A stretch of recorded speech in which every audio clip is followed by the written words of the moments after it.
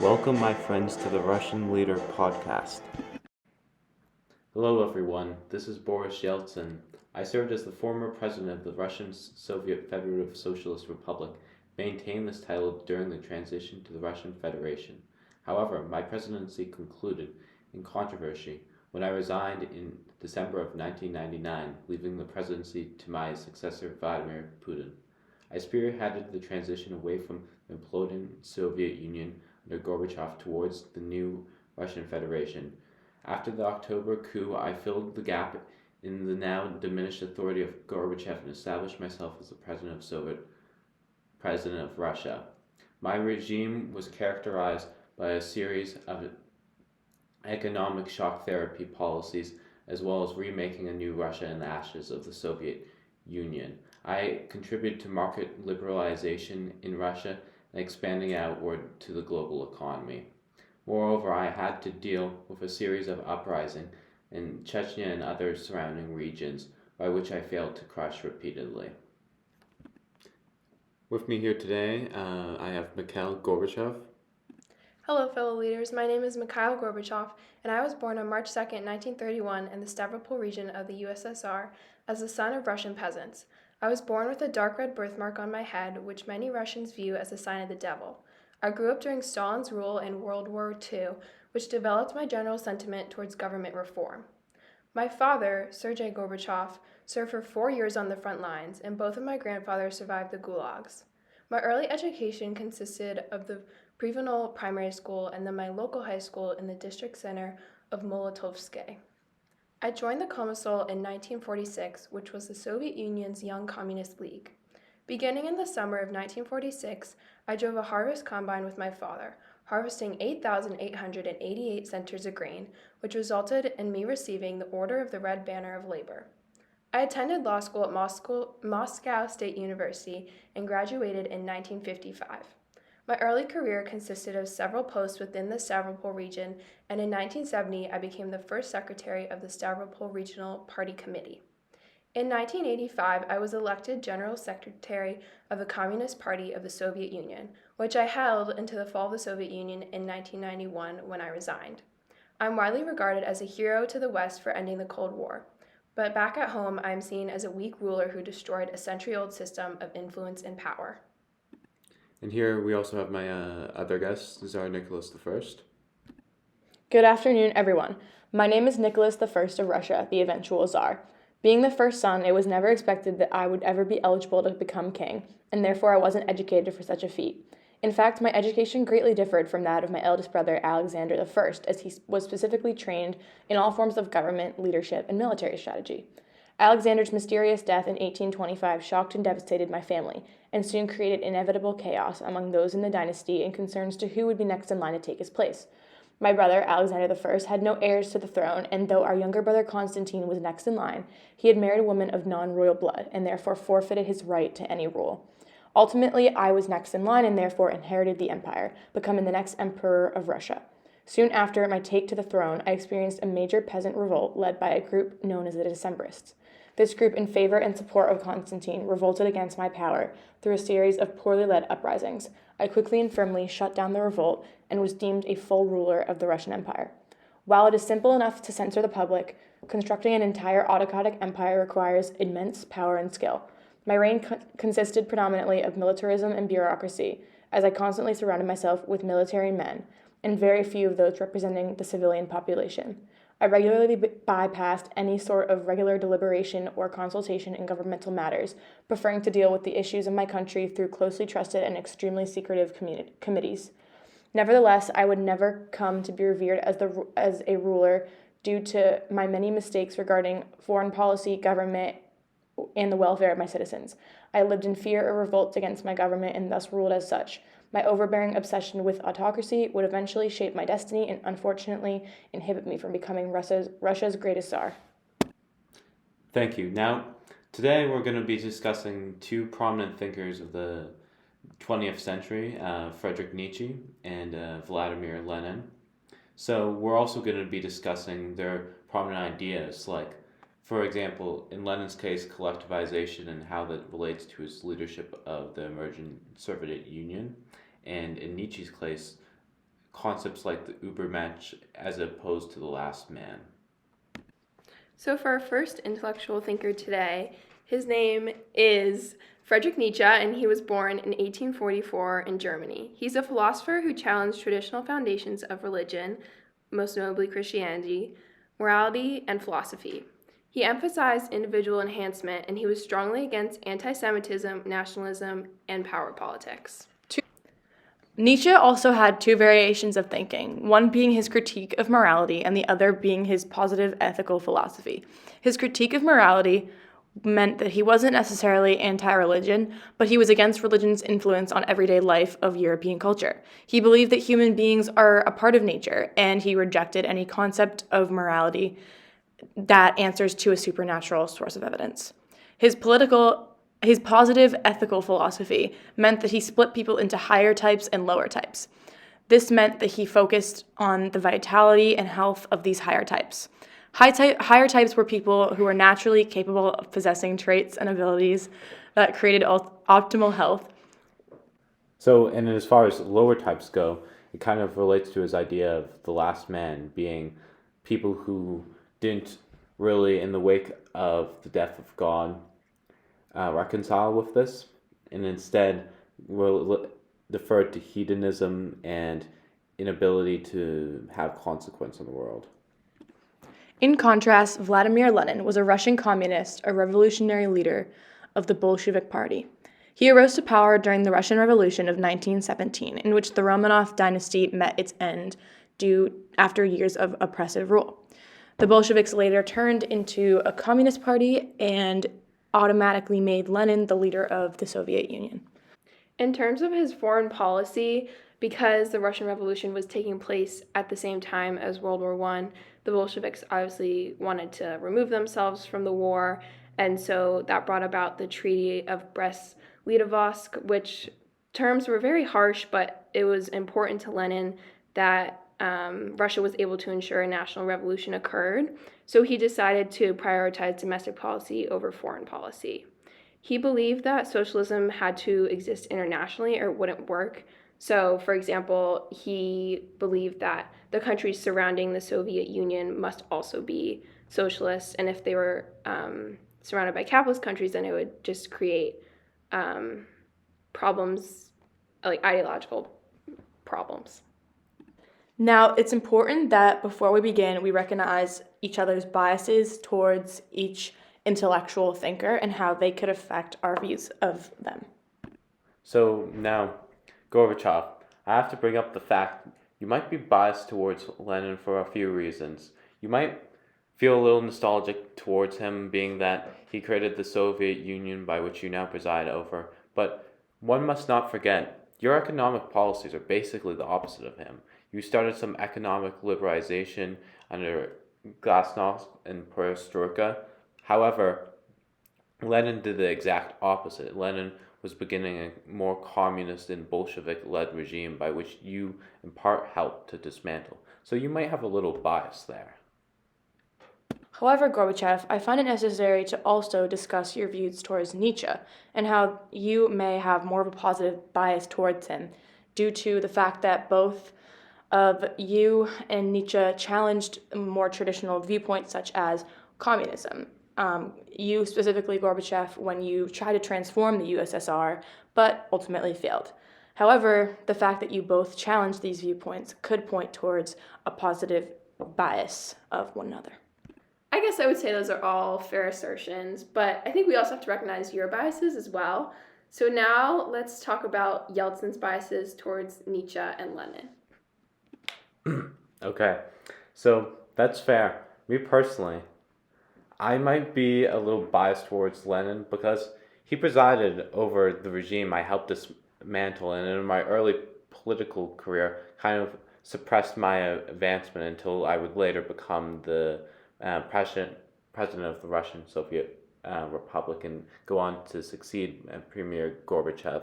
But Lenin's ideas of staunch communism and collectivization clearly go right against my ideas of creating a new liberalized economic policy, a policy through economic shock therapy and the like.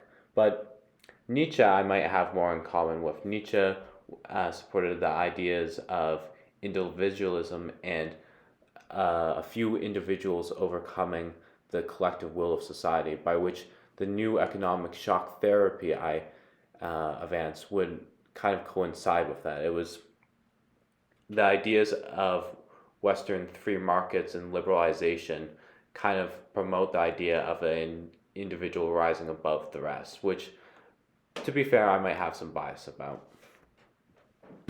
Well, now Nicholas there, buddy. I think you have a little bit of biases of your own. Do you mind getting into that? Of course. So to begin, I guess one of my potential biases on Nietzsche could be the fact of the topic of religion. Obviously, as you know, an Orthodox Christian, and therefore I believe in authority. However, Nietzsche's view that God is dead kind of highlights a sense of a lack of authority, and it kind of contradicts my beliefs in religion. The idea that Nietzsche has that the truth is dead definitely forges a bias between my religious views in comparison to Nietzsche's. Additionally, Nicholas, I think it's important to address how you and Lenin both oppressed opposite ideas, opposite political ideas in your respective countries. So, for example, the Decembrist Revolt and then the Red Terror in Lenin's time.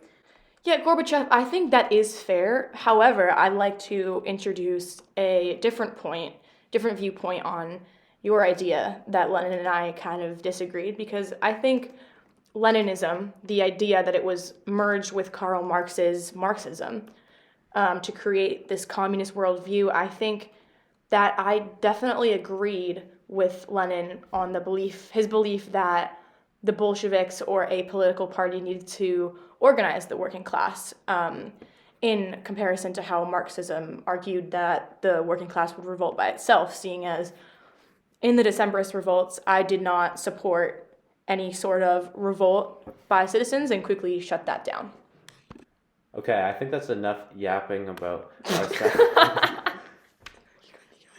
Keep going. I think that's enough yapping about ourselves.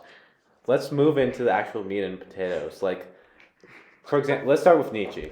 So, our main topic of discussion today is the idea of the Übermensch as opposed to the last man. I think, Gorbachev, you might have touched on this a little before, but the last man in Übermensch kind of falls into the higher and lower types conversation. Yeah. So the Übermensch was Nietzsche's ideal of a man. So in the wake of God being dead, that was his big thing. So God is dead, right? Well, that's not a statement of atheism. That's a statement of more so cultural repercussions of what do we do now that there's no authority of what to say, or to tell us what to do, or anything of that matter. Well, the Übermensch is one path to that. The Übermensch is saying, okay, a higher man that replaces God with culture, that rises above traditional morality, which is just a form of weakness, and replaces that with striving for greatness and power. That's the will to power, that's the will towards greatness, by which he discussed. The last man is an alternative route. That's, instead of taking on one's will to power naturally, the last man defaults to the false egalitarianism of Christianity, the false ideal asceticism of Christianity, and either that or takes on a sense of hedonism by which stops him from achieving his true potential. I'm not sure, my guest, if you want to jump in. Yeah, so I think this also relates to Nietzsche's ideas on Christianity and how the last man, basically they use Christianity to almost shelter them from their envy, and basically they're too weak to fight for what they want. And so it's kind of interesting to think about certain Christian ideals, like how weakness was transformed into goodness, and not being able to take revenge was turned into forgiveness. And these are all just ways to shelter people that are too weak to fight for what they want and to become an Übermensch. So, me personally, I kind of think that relates to what we've seen Gorbachev with, like, the former Soviet Union.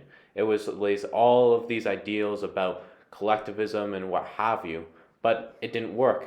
It didn't account for the fact that people need to strive to be better in an individualistic and competition-based market economy in order to achieve things. It didn't account for the fact that greed in actuality is good and would drive them to achieve more and drive the economy of abundance rather than an economy of destitution. Personally, I'd like to circle back to Nietzsche's idea that God is dead. I, Nicholas I, believe he's kind of a bozo because that's just, my views simply differ from that. Seeing as my dominant ideology is official nationality, and that being the official Russian version of a general European ideology, I think that this reactionary policy is based more on orthodoxy in religion and autocracy in government and Russian nationalism. So I disagree with the fact that Nietzsche claims that God is dead. I don't think this is therefore true. I'd also like to touch on my ideal of Russification, or the kind of whole cohesive empire united together as one. Seeing as Russification is an increase of orthodoxy, basically an increase in religion, I think that disagrees with the fact that God is dead, which is a decrease in orthodoxy and religion. This Russification was kind of the extreme influence of Russia as a strong force in military powers, and it was kind of impeded by my crippling fear of another peasant revolt. However, I do disagree with the fact that Nietzsche claims God is dead, and therefore people shouldn't decide what they believe in. I think the Russification and the government should. Okay, so circling back to Nietzsche's views of morality, so he basically thinks that that human beings are a part of nature, and thus they reject any concept of morality that answers to a supernatural source of evidence. I think that I would agree that morality forms too many European cultures, and basically the morals, they're too outdated to keep up with industrialization and modernization. And I saw this firsthand when the USSR was lagging behind other Western nations. But I also disagree because I have more faith in humans than Nietzsche did. Thank you, Gorbachev, for that. I definitely agree. Like, coming out of the Soviet Union, I also saw that too. You were like on the tail end. I was emerging leader. But besides that, we haven't really talked about Nietzsche's ideas on individualism. So I'm going to have my assistant over here, Chuck. Can you pull up his quotes on individualism? Thank you. Can you guys both see it on the projector over there? Yeah, it looks great. I can see it very clearly with my Okay, glasses. the first one. In morality, man treats himself not as an individual, but as a dividend. What do you guys make of that? Me personally, I think that this quote kind of touches on how Nietzsche believes that in morality, people don't treat themselves as individuals, but they treat themselves as separate from a whole group of individuals. And this can be damaging as people aren't allowed to think individually and aren't allowed to conduct their own morals. They base them off of others or off of other groups. Mm-hmm. And I think, from my leadership perspective as Nicholas I, I think that I would obviously disagree with this as Nietzsche's a bozo, because I think that people should follow the government, and people shouldn't be individual and think what they want to think. People should just follow the government, and the government will lead them to the success that they need. And I think that if people are not willing to follow the government, then they should face the natural consequences of such. So I'm just gonna say it, be blunt here, pal. If there's any bozo here, it's you. Like, the individual... Hey, yo! Keep going. Gorbachev can probably comment on this too, but we've seen, the individual is entirely consequential and necessary for the prosperity of society. Like, under the communism Soviet regime by which preceded us, the lack of individual, the lack of precedence placed on the individual led to a lot of destitution and an inability to produce goods by which people wanted to purchase, the inability to purchase all of this stuff, the inability to keep up with the West, the inability to have a true prosperous market economy. But I think, as we saw in the Decemberist Revolution of my Russian citizens when I came to power, is that sometimes this individualist way of thought can really disrupt an empire or kind of like a monarch in a way. They can just disrupt the whole system of government, as if you let people become so individual, it can negatively impact you in the long run. And that's what we saw definitely in my Decemberist revolt against me, because folks wanted my brother Constantine to be in power, but obviously he couldn't because of his marriage. And therefore I think it's important to let citizens, I guess, think, but I think overall it's important to control them and their ideas as much as possible, as you can see, as stated basically in my censorship of the press. Yeah, What sure thing, pal. But I'm guessing, Gorbachev, you're gonna back me up here. Yeah, what about free speech? Hell no! If you censor people, how are you going to progress a nation? Like, Gorbachev, you probably did something with this, like, was it perestroika or was it glasnost that you did this? Glasnost was, creating freedom of speech, opening up, allowing people to freely publish whatever they wanted in the press, stuff like that. But I think you can listen to my point of view here. If you guys didn't have any major revolts, especially when you were first coming into power, I think my fear can be empathized with here, because this revolt was uncalled for, and not many other rulers have experienced something so similar. Therefore, I think that if you had experienced such a revolt by your citizens against you when you first came to power, you might be able to understand why I live in such a fear of the citizen freedom. Buddy, we've all had revolts. I had a revolt in Chechnya. You not gonna bring that up? Like, the Chechen people rebelled against me. I tried to suppress them and it failed miserably, but I don't linger on this too much. I still move forward with the progression of rebuilding Russian society in the destruction of the Soviet Union and market liberalization. I still moved forward with redeveloping Russia's democracy and opening up more ties with the United States. I have still moved forward with all of this stuff. But, I mean, Guy, you are making this too much about the Decemberists. Thank you, Boris. Now that I feel thoroughly attacked, I think we should move on to our views on Lenin's ideals and perspectives. So, Lenin's big thing was collectivization. So, he believed and really pushed for within his economic policies war communism and more aggressive forms of communism than we saw later in the Soviet Union. I'm not sure, Mikhail Gorbachev, if you want to touch more on that and how it differed from our own forms of communism. So war communism was basically when the Bolsheviks began to requisition grain from the peasantry while outlawing private trade in consumer goods. This policy of Lenin's lasted until 1921, when the economy collapsed.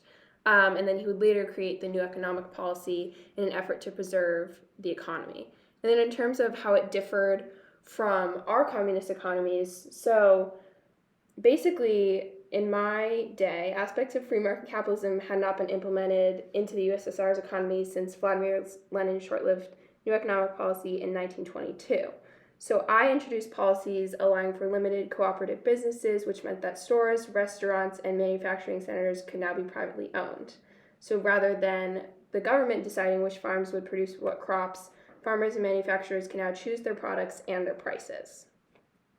And I think I talked about this earlier, but the main thing Lenin pushed for was collectivization. But to give you, our listeners, some more info on that, this is what it looked like. So the local political officials and police officials under Lenin would go around in the 1930s and seize property holdings of large farmers. Lenin had this large push against what he called the kulaks, which are slightly more middle class or wealthy members of the peasantry who owned a lot of land. This was seen as a crucial step, collectivization is, for socialism and the eradication of capitalism, and also to step towards a more industrialized and modernized country. Lenin personally, so this is not my beliefs, thought that, collectivism is a more rational economic system, that more rational than traditional capitalism, which might be messy and dispersed, having all collectivized means of labor and means of capital being the large land holdings itself. The capital mainly came in the Soviet Union, was a more effective economic policy. But I know, Nicholas, you wanted to circle onto something else. Do you want to touch on that now? Yes, I'd love to circle onto the new economic policy and how I kind of agreed with Lenin's take on this. However, I didn't achieve the same success. So the new economic policy in 1922 basically controlled all of the industrial and financial concerns. While individuals were allowed to own private property, they could trade with some limits, and farm for their own benefit. This really did help the Soviets recover from this civil war. So this kind of mixed economy permitted capitalist entrepreneurship within this agricultural sector, which really the agriculture was one of the prime industries that helped the Soviets to recover. From Lenin's point of view and perspective, he did agree with the Marxist ideals of Nikolai Bukharin, as he claimed that the Bolsheviks could best industrialize by taxing the private peasant economy. Lenin's big quote being one step backward in order to take two steps forward. So the NEP overall was successful in allowing Soviet agriculture to recover post-war. However, I'd like to touch on how my economic views and my economic actions didn't achieve the same success as the NEP post-war in Russia. So I continued after with all of the revolts to make myself unpopular amongst those in Russia, but also in foreign lands. I had very rigid conservative views on foreign affairs, and it led to pretty big conflicts that I didn't assume would would take place. And so under my reign, the Russian Empire went through like an unstable equilibrium in terms of economic, military, and socio-political life. So my foreign reforms and programs eventually began to collapse towards the end of my reign. I can relate to that. Yeah, same, bro. And it subjected the country to like an isolationist sentiment. Kind of like China. Isolationist. Yeah, low-key. Okay, hold on. So due to my miscalculations in my military strategy, I was basically stuck fighting the Ottoman Turks on my own. Yikes. Yeah, low-key, it was so bad. But the fall of Russia as a major superpower eventually declined. Fighting was an unnecessary war in my own territory, and many European powers such as France, Britain, Austria took the sides of the Turks and defeated Russia. So crushed by this defeat, I kind of realized that Russia was as an ultimate superpower, what I had worked so hard to create was kind of gone, and I had humiliated the country. Yikes. Yeah, low-key so bad. But oh my gosh, you know what this reminds me of? Yeah, what? Is the Russo-Japanese War in the early 1900s, and how that was the first time that an outside country, like an Asian country, sorry, yeah. That's what I meant. They beat sort of a big European power. Yeah, I agree. And so therefore, kind of just concluding my description of how I screwed over my country, I just wanted to argue that I regard the NEP and Lenin's views of the NEP as very positive. I, however, did not implement similar views, which led to the downfall of my country, while Lenin actually was able to reconstruct and save some of the Soviet economy through this agriculture and these ideals within the new economic policy. So prior to the NEP, obviously going back to collectivization, which was much more strict on peasantry and farming, as well as kind of resulted in a lot of uprisings. Boris, would you like to touch more on your thoughts regarding collectivization? Yeah, do you agree? Do you disagree? Yeah, a little familiar there, pal, but okay. So, As far as collectivization, I basically did the opposite. Come the fall of the Soviet Union, I looked at all the government agencies and tried to take it away from public held control under the government, diversified that outward to dividing up the government agencies and selling them off to private industries to hold, and through that creating a new market economy in Russia driven by a series of different corporations. That had some mixed success. I kind of created some oligarchs there. Who can blame me? I did a pretty good job. Good work, bud. Okay, we're gonna wrap this podcast up real quickly with a quick comparison between the two.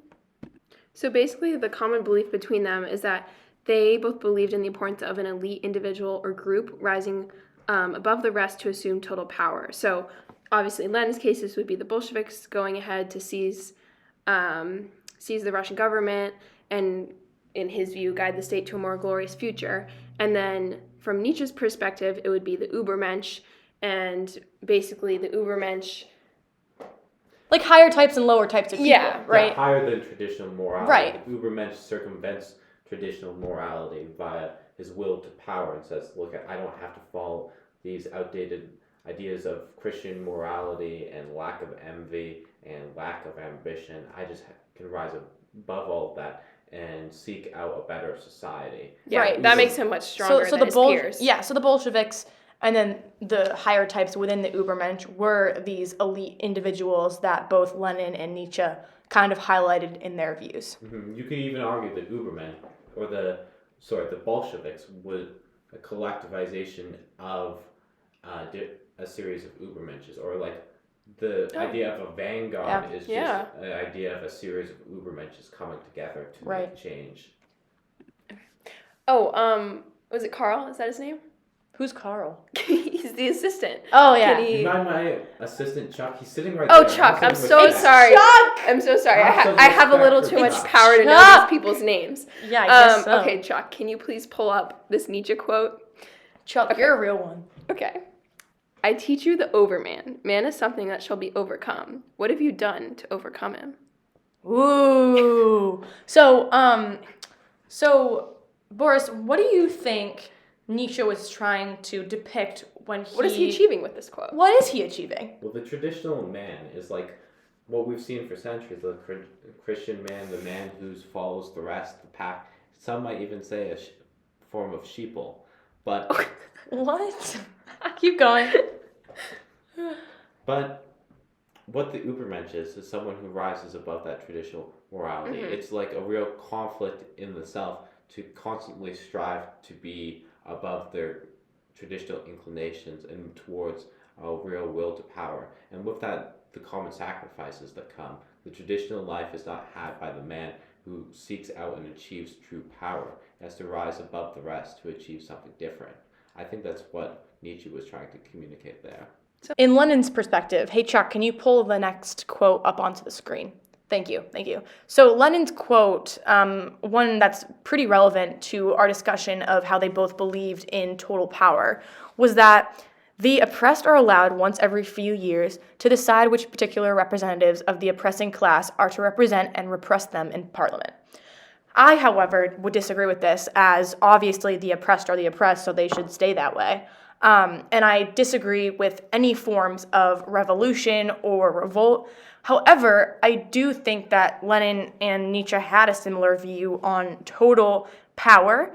I just disagree with the fact that it would be the oppressed. I think those in power should stay in power. Okay, good buddy. I don't really see your point there.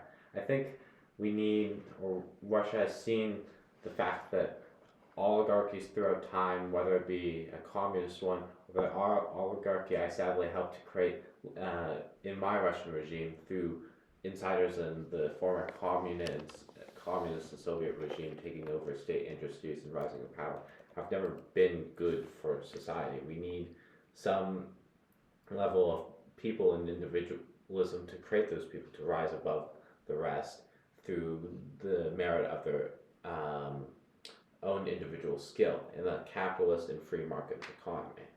Gorbachev, so I heard you had another idea on the similarities between Nietzsche and Lenin's ideals. Would you like to share that? Yeah, sure. These honestly kind of align with my ideals too. So basically, both Lenin and Nietzsche, they believed in sort of getting rid of traditional ways of their previous regime and then replacing them with new practices. So for Nietzsche, this was smashing traditional authority and finding authority in oneself. But then for Lenin, this was smashing the bureaucracy, or the aristocracy, sorry. The bureaucracy and the aristocracy. Right, I think okay. it's both Right. of the Roman office. Mm-hmm, exactly. Sorry about that, Nicholas. Yeah, what a shame.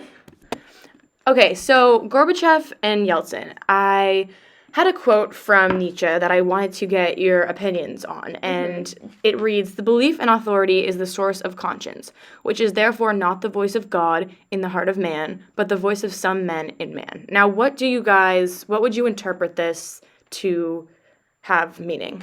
I can sort of start by summarizing this. So I think it basically means that authority is a conscience, and if you trust authority, it's your own personal belief. Authority is not derived from the voice of God, but instead from the voice of man. Mm-hmm. Something to that effect, that traditional ideas of faith aren't necessarily, the flawed part of them is not necessarily the faith in and of itself, but instead the institutions by which surround the faith, the church, and the ideas of morality they instill are erroneous because it's coming from man, not from God. Okay, so moving on, we have a quote from Lenin about authority and his views on institutions. The quote is, "You cannot make a revolution in white gloves." Wait, Chuck, can you scroll down? Oh my to gosh, that? sorry about I that, can't yeah. see that. Yeah, Chuck, no, come on. No, not that one, the other one, a little down. Okay. There we go, Yeah. there we go. Thanks, Chuck. All right, what do you guys make of that? In white glove. Okay. So, I personally think that it's kind of a Machiavellian statement. He's trying to articulate you can't make an omelet without cracking a few eggs. The ends justify the means, as it is. But as we've seen again and again in Russian history, that hasn't worked. Where a few people try to hijack a movement and go ahead as a vanguard, that doesn't work. You need free market capitalism and the individual to rise above. I agree, and I also think, going back to another one of Lenin's quotes, there are no morals in politics, there's only expedience. Lenin really isn't justifying morality, he's not justifying, for lack of better words, like helping anyone's feelings. He just wants things to get done in politics, and he doesn't care if it's immoral or not, as long as it is done. Therefore, his quote, "You cannot make a revolution in white gloves," kind of sums that up by saying you can't make a revolution without some sort of corruption or immorality. Okay, thank you for that insightful analysis. Chuck, what do we have next on the discussion? Oh yeah, we're circling back now to just like your final thoughts. This is how we're gonna structure it. First we're gonna go through the two leaders, Nietzsche and Lenin. Then I'm gonna let you guys yap about your final thoughts overall. Hey, stop! Sorry, this is very Stop serious. giggling. We're very serious. Yeah, the viewership and our sponsors have paid great Of course. money. Okay. We're wasting minutes. Yeah. Okay, so in the Venn diagram that Chuck so kindly pulled up for us, we have Nietzsche on one side, and basically it sums up his main points. So we have individualism, we have power politics, so having an elite person in power, which would be the Übermensch or higher types, and then moving away from traditional morality and not finding meaning in God, other forms of authority like government, but actually finding it in yourself. Right. And so going back to, the whole morality piece, especially within Nietzsche's beliefs, what are your overall thoughts on that, Gorbachev? Yeah, I mean, I think as my role as a strong reformer of the Soviet Union, I definitely recognize that there were too many traditional beliefs in European culture that were sort of holding our society back. For example, the USSR, they had very inefficient agricultural production, and our technology was stagnating, along with a costly war in Afghanistan. This is all during the 1980s. Right. And this ultimately led to fears of keeping up with the economic pace of the West. So I noticed that perestroika and glasnost were vital because the existing system was based in traditional morals, and it was just simply not working for Soviet society anymore. Right. Okay. Oh, Nicholas. So we're going back to some of Nietzsche's other views. Do you want to speak about sort of like power politics and the Übermensch? Yeah, I'd love to just kind of go over those last 2 points. I think that the Übermensch is something that I do greatly agree with in terms of Nietzsche's beliefs. As you know, I think that the Übermensch versus the last man being this like egalitarian who fails to strive for this greatness, and the Übermensch being the, person in power, the person who works on oneself, the person who gains all this power. And I think that Nietzsche was correct in his interpretation that in society there is going to be very few, but mostly just few people in power, and there should be, and those such as those in The Last Man will fail to strive for this kind of greatness, and that's just how society needs to be. It's almost like Darwinism. Right. Social Darwinism. Right, social Darwinism, kind of those survival ideals. of the fittest ideas. Right, yeah, exactly. Mm-hmm. Okay, so lastly, on the other side of the Venn diagram, we have Lenin. So his main views that we talked about were collectivization, so that was moving peasants away from private ownership and forcing them to work on united farms. And he believed this created a rational economic system, which was all controlled by the state, and it united the working class and peasantry. And obviously, his other main belief as the leader of the Russian Revolution was to get rid of traditional authority, which was royalty before the revolution. So, fellow leaders, what are your thoughts on Lenin's ideas? Yeltsin, would you like to speak on this? Take it away. You see, I don't necessarily agree with Lenin's ideas, especially eradicating the former aristocracy. Mm-hmm. A lot of what I would agree with you. With right. the Soviet... Big fan of royalty? Big fan. Okay, but a lot of what we saw with what the Soviet Union led to is like a history of perpetuated incompetence and inability to provide for its citizens, engaging in useless wars. For example, in Afghanistan, power politics with the United States and posturing in a Cold War with them, rather than focusing on its democracy and engaging in more increasing international trade. Right, and I'd like to piggyback off of that, like when you mentioned unnecessary wars, like I do have to admit that I did fight a bunch of unnecessary wars, especially in my own territory as being Nicholas I. I think that I put Russia at risk. I completely destroyed the Russian, view of power and the economy, but I also did fight unnecessary wars on my own turf, if you will, and against these Ottoman Turks. And I think that Lenin's idea of wanting to get rid of this authority is, I think it's different, and it's not my style. That makes sense. It's not my vibe. That's fair. Okay. Let's wrap this thing up. So, do you guys have some concluding thoughts overall? Not just like specifically about the leaders, but like a more general conclusion for our audience? I would. I do. I have something to share. I just think a general takeaway from what we've talked about today and what we have analyzed from both Nietzsche and Lenin and ourselves is that, the nature of power is fickle. And as Nietzsche and Lenin have both said, it has to be seized at one point. It has to be changed at one point. The way that power is gained is different for every ruler, including us three. And I think it's important to understand the origins of power, not only, but as well as the, the events that come about when a leader is in power. So basically you're saying, like, at the end of the day, history is basically determined by those who seized power. Mm-hmm. Exactly. That's one thing, a primary thing they agreed on. Like, Lenin was the Bolsheviks and Nietzsche was the Übermensch, but at the end of the day, they were proven right. Like, history again and again is only made by those who decide to make it. You're not going to make history or not going to make the changes you want to see. Right. Just sitting around on a couch. Right. Good work, lads. Okay. Thank you for tuning in to this episode of the Russian Leader Podcast. Next week, we hear from Vladimir Putin.